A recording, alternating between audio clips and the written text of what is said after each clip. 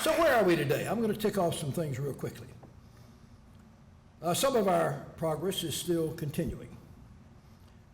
And our graduation rates, by the way, and I want to thank all the people involved in this. Graduation rates are up to 83.9%. When Terry Sanford came in, it was 50%. 50% of our children were dropping out. We are now up to the national average on SAT scores. We used to be about last. At least we're now at the national average. We're tops in early college in North Carolina, a very smart thing that we started under Governor Mike Easley. Many of you are involved with it. We have, over about 7 or 8 years, we had one salary increase that amounted to anything. That was 5.5% last year. I'm glad we did that. The veteran teachers got hardly any of it. I'm glad the younger teachers got some.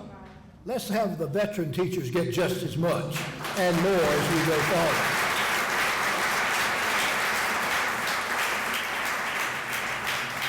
We're now beginning to measure reading skills. We ought to make sure children can read by the 3rd grade, even before. But we've also got to do it with good sense, and we should commit to it. I am pleased that we are making some progress on technology. I think this legislature will do something good on that. Our NAEP scores have sort of settled down. From the time we were going up like that, consistent with raising pay like that, by the way, now they've settled down, and they're about level. Whereas states like Alabama are just still shooting up. So some things are still pretty good. But folks, I want to tell you, North Carolina has experienced major slippage in terms of how we're doing. And I'm going to tick through these quickly. You know most of them. First of all, teacher pay is not 20th now. It's 42nd in America. Per pupil funding is 46. We're down 14.5% from 2008 to 2015, down 4.7% this year. Now listen, when you read what these people say, don't look at what they say. Oh, they got more money than ever before. Yeah, we got 40, 50,000 more children too. It's per pupil funding that we want to look at. Textbook funding from 2008 to 14 dropped from $67 a year per child to $14. Instructional supplies. All of you teachers know that you need these. Too many times you have to take the money out of your pocket, and you do it. Instructional supply funding was cut by 52%, more than half. Class size limits have been eliminated, grades 4 through 12. 7,100 teacher assistants positions have been cut out.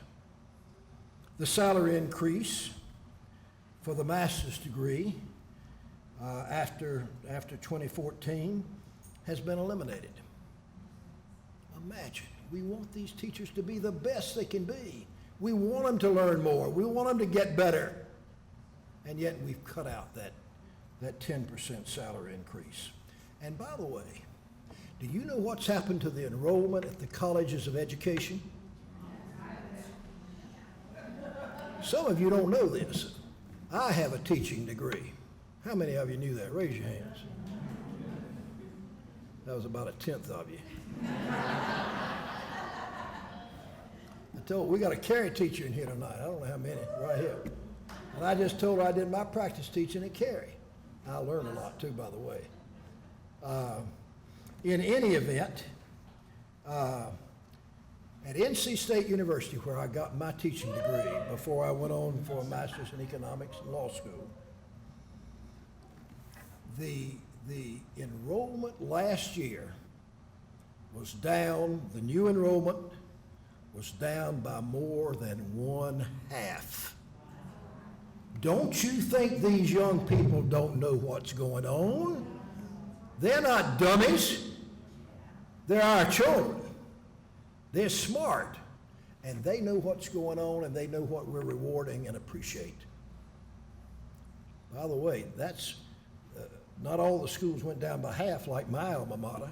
Most of them went down at least a third. Who's going to be there to teach our children? This is serious, folks. Nationally, our nationally acclaimed Teacher Fellows program was eliminated. I used to brag on that. That was another thing I sold to industry. And I told people all over the world about it. The Teaching Fellows program. Gosh, 2 months before it was cut out, I was up telling the first ever state conference on education put on by a Republican governor in Virginia about the Teaching Fellows program. He was putting it in place in Virginia, and we're down here cutting it out. Now, these are major setbacks for the public schools in North Carolina. And as I said, all of these things have not just hurt the schools and hurt the children. They have hurt the state of North Carolina.